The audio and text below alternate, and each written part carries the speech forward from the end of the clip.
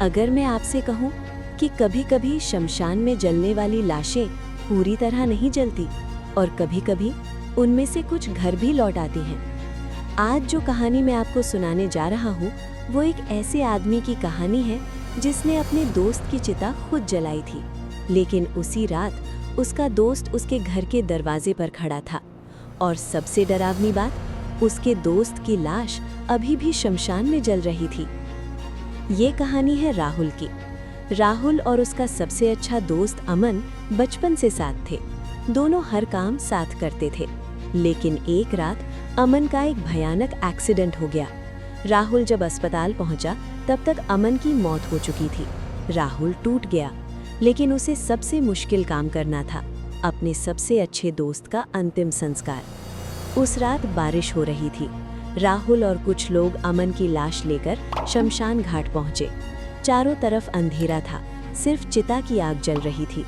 जब राहुल ने अमन की चिता को आग लगाई, तभी शमशान में बैठे एक बूढ़े साधु ने कहा, आज रात सावधान रहना। राहुल ने पूछा, क्यों? साधु बोला, कभी कभी जिसे जाने का मन नहीं होता वो वापस भी आ जाता है। राहुल ने उस बात को मजाक समझ लिया। राहुल घर आया।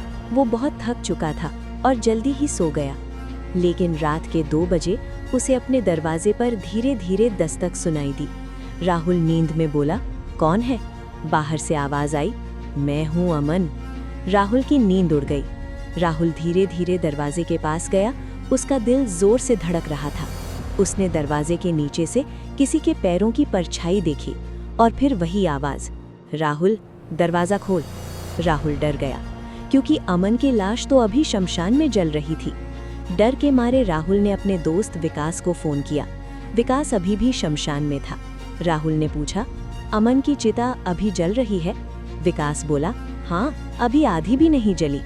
राहुल के हाथ कांपने लगे, क्योंकि उसी वक्त दरवाजे के बाहर से आवाज आई, राहुल मुझे अंदर आने दे। राहुल ने दरवाजा नहीं खोला, लेकिन तभी खिड़की पर किसी ने धीरे से दस्तक दी। राहुल ने खिड़की की तरफ देखा और उसका दिल रुक गया। खिड़की के बाहर अमन खड़ा था। उसका चेहरा जला हुआ था, आंखें पूरी काली थीं और उसके शरीर से धुआं निकल रहा था।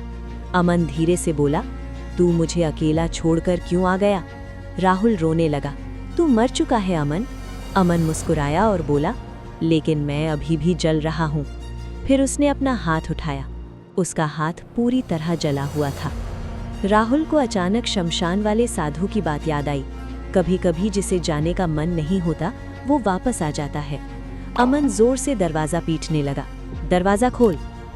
अगली सुबह पड़ोसियों ने राहुल के घर का दरवाजा खुला पाया। घर में कोई नहीं था। राहुल गायब था, लेकिन कमरे की दीवार पर कोयले से लिखा था, अब हम दोनों साथ हैं। और उसी रात शमशान में लोगों ने देखा एक नई चिता जल रही थी और उसके पास 2